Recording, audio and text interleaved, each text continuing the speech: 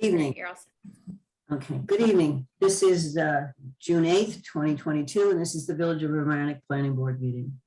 We have two applications on our agenda tonight. But before we get there, let me first take attendance for the minute taker. And then we have minutes from our last meeting. Okay, we have planning board members, Seamus O'Rourke, Ellen Styler, Richard Littman, and Cindy Goldstein, and myself. We have our land use attorney, Teresa Bachner, building inspector, Frank Tavolacci, planner, Ashley Lai, consulting engineer, John Kellard, also from AKRF, Alicia Moore, and we have Brittany O'Neill, our land use board secretary, with us today. Susan Oakley from Terraville Landscaping is excused tonight. Okay, so we have before us minutes from the meeting of May 25th. I have some of them on page 3, but does anybody else have anything before we get to page 3?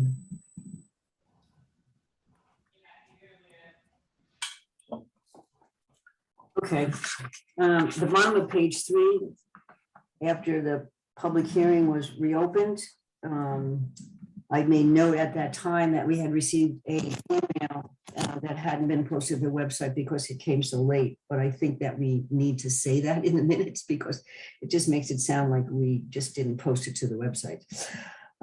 So I would like to change the second sentence because it was received rather late, comma, the email wasn't posted to the website or seen by the consultants. Another email had previously been sent after the last meeting, which was posted. And just clarify that out so people don't read this and wonder why we didn't post the email that came late. Anybody else? Any problems with that? No? Yep. A motion to accept. I've got, sorry, just one quick comment. I was checking, I had to get it back up to see which page number it was on. But first of all, I think I want to win this week's typo challenge in the middle of I'm not contestant in the typo challenge. in the middle of page 3. It says Miss Zaleski stated that shouldn't interfere, but I think it's that it shouldn't interfere, I assume. And the actual comment that I had is back on page 2, at the bottom of page 2, the last bit before the bold. There's kind of a list of things that I had gone through to confirm. So there's a sentence that says also the site is outside the 50-foot water course buffer. I would, if it's okay, I would just want to add and not in the wetlands buffer to that. And that's the only comment that I had.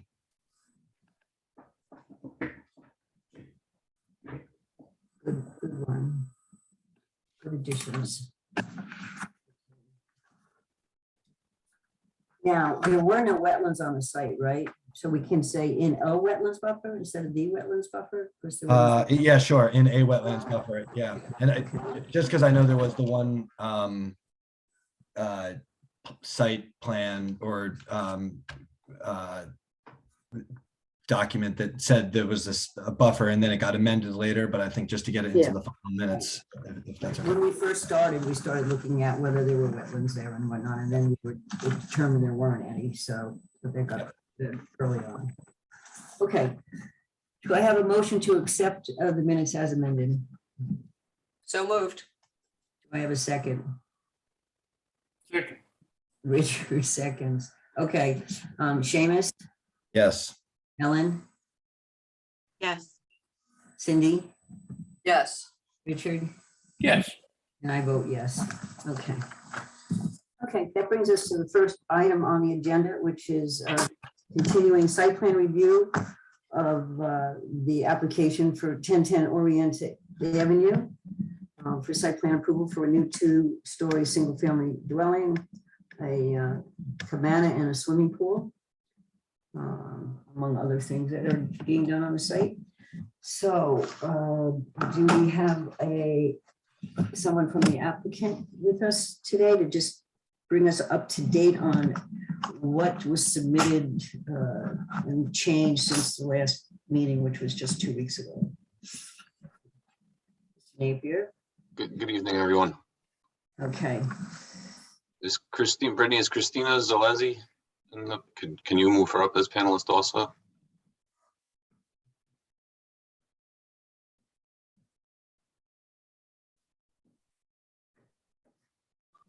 Okay. Okay, so just a brief summary, and Christina can correct me if I misstate anything here, but the only change made to the plan was to rerun some of the drain lines coming in the front yard to avoid root balls for the plant material that was there, and to make a direct connection for the one that was by the front decorative wall to tie directly into the system instead of going back to the plants and then coming back in. That's correct. Mhm.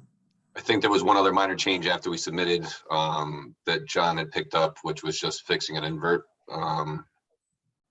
And aside from that, the plans are largely the same. Correct. Yep. Okay. So Um, that last one that's in the Keller Sessions comment is or is not addressed in the latest. It is addressed. We got corrections this week that corrected from John's memo. Yeah, Yes, they were submitted on Tuesday. yeah. Corrected the They invert were- and they were posted and sent out. It was a minor change, so we allowed it to stay on the agenda. Okay, AKRF, you are recommending that we do a final site plan approval. Ashley, do you have anything else that you want to add? No, that's correct. We were recommending that it be granted final site plan approval because they've addressed all of our comments as well as the comments of the other consultants. John, do you have anything to add? nothing further. And we do have a short memo from Susan Oakley from Terabella. We did, as mentioned, when we were reviewing the minutes, receive an email late at the last meeting, and both John and Susan responded to the comments in that, and those responses were posted on the website as well, and were reviewed by the planning board before we, as obviously before we're making our final decision. Okay, planning board members, anybody have any other comments or discussion before we move forward with the resolution? I think we've talked a lot about this application. I guess there's just one thing I just want to point out again, and I know the chair has pointed this out before. A lot of the neighbors' comments have appropriately focused on the clear cutting of this 1 acre lot. So, I mean, I'd like to think that will never happen again, but as much as we might like to, as a planning board, do something about that, we are not the code enforcement officers. We have absolutely nothing to do with any violations that may or may not have occurred on an applicant's property. So certainly if I guess the village decides to pursue this, that's up to them, because I think there's a question about even who did the clear cutting, and we're not involved in that. So, I think this plan, replaces a lot of the trees. Obviously, the trees were mature. These are not mature trees yet. Hopefully they will get mature and they will provide the screening that the neighbors are looking for, and also deal with the stormwater issues. But, any issues about the clear cutting is not within our purview. And I just wanted to say that one more time, because I think it's worth repeating. And for all the neighbors who have been calling the village and communicating, actually even reached out to us this week with regards to the state of the property right now. I want to thank Brittany, who went above and beyond the call of duty and called the code enforcement people who were already being inundated with calls. And Brittany reports that the owner's been notified to mow the vegetation. I don't want to call it a lawn. It's not a lawn. I don't want to call them weeds, because they're not weeds either. They're plants. So it's just clean up. They're going to clean it up. But that's completely outside of the jurisdiction of the planning board and of the land use board. And thank you, Brittany, for taking the initiative to respond to the resident. Okay, that said, Anybody have any comments or questions with regards to the draft resolution that Teresa prepared for us? Went through several iterations yesterday. No? Nobody? Okay, yesterday was the time to make your comments. And I also see we've been joined by Dennis Drogan, our Assistant Building Inspector. He should be noted on the attendance. Dennis, I'm sorry, I'm not sure what time you got here, but you're here now. Okay, all right, so then we have this resolution before us. Do I have a motion to approve the resolution? So moved. Do I have a second? Yeah, I'll second it. You two are the team. Okay. Certain rhythm. Cindy, Yes. Richard, Yes. Ellen, yes, Seamus, Yes. and I vote yes. Okay, thanks very much. Thank you all very much for your attention. Thank you. That brings us to the next item on the agenda, which is the application for an addition in a new pool at 415 Claflin Avenue. So now we need to promote Claflin Avenue people.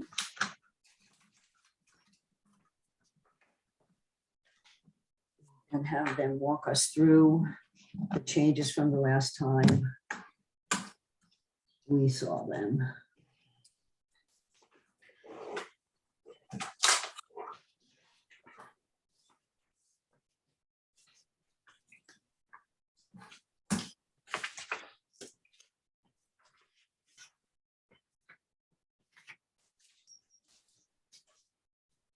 Liam, is there anybody else besides Mike? I'm here. Is that it, or did you? I think the owner is here as well. Vic Yadov. Want to be promoted? Okay, who's gonna start? Just bring us up to date with the changes from the last time. Michael, you want to start this? Sure, not a problem. Good evening, Thank you. everyone. Michael Stein, Hudson Engineering, engineers of record for the project. So there were a couple comments that we were working to address with Keller Sessions Office. Is it okay if I share my screen?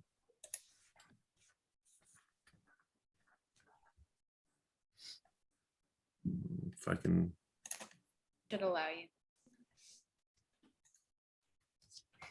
So one of the questions was about grading over along this side of the garage. We had added retaining walls over in this area to limit the amount of grading that would be required for the installation of the walls. Throughout there had also been some adjustments to the alignment of the driveway to make sure we had adequate space for turning radii.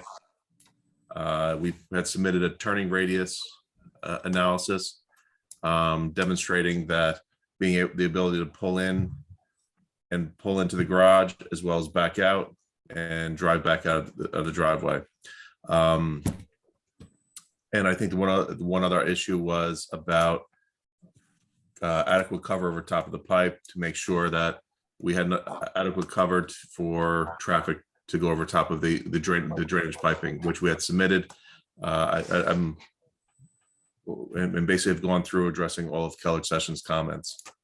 I know some of them were last minute, but relatively minor.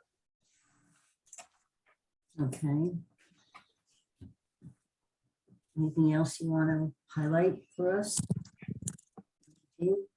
Those were the primary changes. Again, we're designing for the 25-year storm, from taking all the runoff from the addition and putting into a new stormwater management system along the right side of the property, including from any drainage from the pool.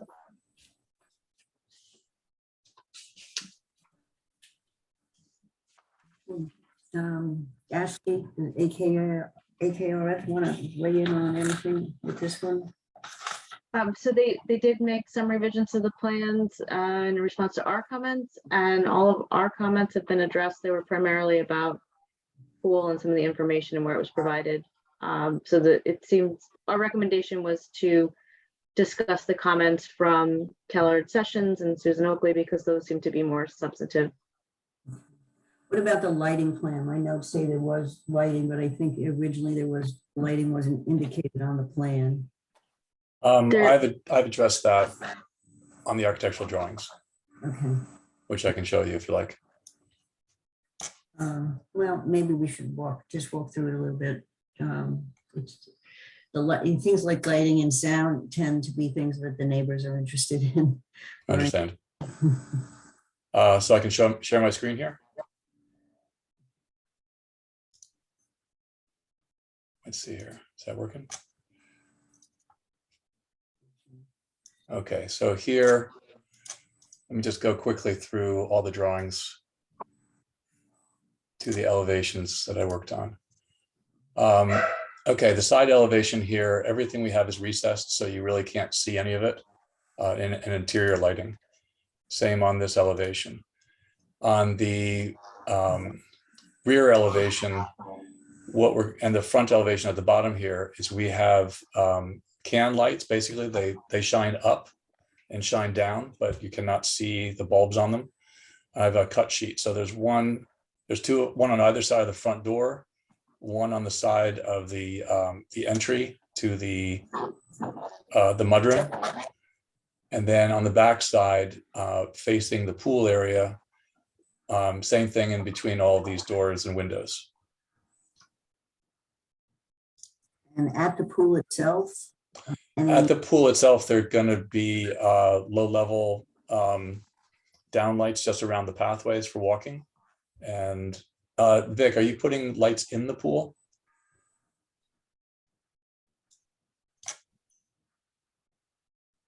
Well, when he's ready, I can show him. Upper right-hand corner here is the type of light we'd be using. Right So, there. in the pool, we're gonna put two lights in the pool on either end, but they're gonna be inside the pool.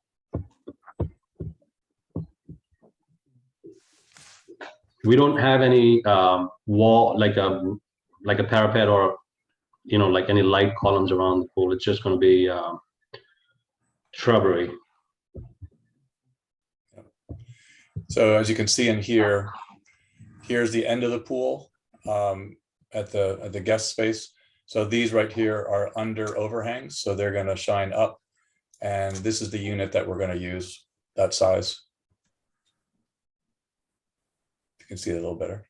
They're about 5" by 12.5. Okay. Anybody? Okay. John, I know you have some comments. We got a memo from you dated, updated on June 3rd, so we won't go over the comments. And I think we have a memo from Susan as well. So let's John, walk us through some of your concerns. Sure. The major change in the site plan since the last meeting was changing the driveway in front of the house from gravel to asphalt. And with that, Michael designed a stormwater system that would collect that water and transport it to the infiltrating system. And he's expanded the infiltration system from 15 units to, I believe it was 31 units. So he's almost doubled the size of the system. During our review, we came up with two main comments. One, we didn't feel that there was sufficient cover over portions of the drainage system. And we knew it was very critical because he had to jump through hoops to get the water from the garage over to the infiltration system.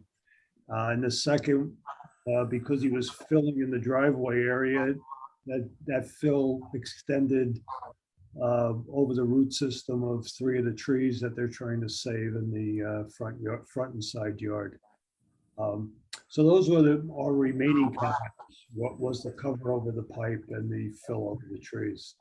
I believe this afternoon, Mike's office sent us an updated set of plans, which now proposes, as Mike described before, the small walls along the edge of the driveway so that the fill will not extend over the root system of the trees. And he's provided a profile and grading of the driveway to show that he does have adequate cover and he can get the water over to the infiltration system to treat it. Okay, So he has satisfied my comment. He just came in late today. okay. They'll have to be reviewed by the rest of us who haven't seen them yet for a future meeting. But And my apologies, John, for the late the late submission. That's all right. I was glad to see you. Yes, these plans, right, okay. All right, so you're addressing, and I think that Susan's comments, I'll speak for her from her memo.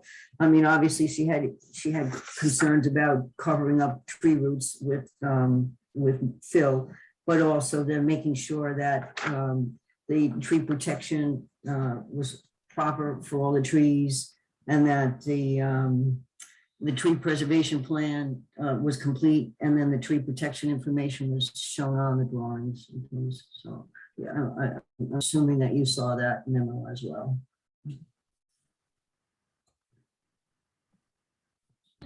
I can share my screen to show the landscaping plan that we've added more detail to.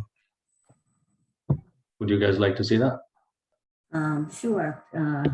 It's easier for the public then to if anybody's watching or watching a video of this, it's easier for them to follow along and if you share the screen. Yeah, let me see if I can share it. Do you guys see this? Do you see my screen? You're gonna have to make it a little larger than that if possible. The print is a little small. Yes, okay. See a bit better. So there was a few points from for the landscaping. One was a tree inventory. So this one highlights all the existing trees that have been clearly marked. And up here, the landscape designer, she's taken the full inventory of all the 16 trees that are on the plot. And then we also detail what's the current condition, which ones are going to be affected and which ones we're going to be preserving. And there's two that we're going to remove. It's number 5 and number 16. And I'll show you where they exist on the land. So there's one here, which is, I believe that's an 8-inch diameter tree. And then this one here is a 5-inch hemlock. These two are going to be impacted. We're going to remove them. And the rest of them we're preserving. And then the planting, this is the new layout, where we're showing what we're planting. So as per the town guidelines, the 2 trees we are removing, they are sub 12-inch, so they do not need to be replaced. But we are putting in 13 new trees, which we're showing here. And they're all 2.5-inch or more. So as per the guidelines, we don't need to replace the 2 trees we are removing, but we're adding 13 new trees, which are shown in this plan here. Our landscape architect consultant noted that the trees that are being removed, there's some discrepancy in one part of the record. They're noted as 6-inch DBH, and in another part they're noted at 8-inch DBH. And 8-inch, anything 8-inch or over do need to be replaced. Now you've got the replacement regardless of whether they're 6 or 8 inches, but that it should be corrected and there should be one number that applies instead of, just so the record is clear about the size of the trees. Okay. So that's one of the trees being removed is, and it could just be a typo or whatnot, but just correct it wherever it shows in the record. Whether it's 6 inch or 8 inches. Okay, but you have a copy of the memo. I don't need to read it. So Yeah, no, I have it. Yeah. It's posted on the village website for anybody who wants to This was the first time we've had an application that needed to do a tree preservation plan under the new tree law. So you're the first. No, we've got enjoying the landscaping plan, so it's Yeah, okay. happy to. Okay, thank you. Okay, you can, yeah. Any members of the planning board have any questions, comments, concerns? We obviously are gonna have to come back with today's version of plans and making sure that Susan's comments are addressed as well. Does anybody have anything else to add for the applicant? No? No? Yes, Kathy, there was the merger of the two separate. Oh, yes, the merger of the lots. How do we go about doing? So I've engaged a lawyer, and I think she's reached out to the village saying that she's working on it. I'll follow up with her where she stands in the process. Great. It has to be done separate and apart from what we're doing? Yeah, I think it's a separate process as far as I understand. But knowing how this sort of thing can take time, we could do a resolution with a condition that the lots be merged within some period of Absolutely. time, I guess. Absolutely, no Okay. problem. Okay.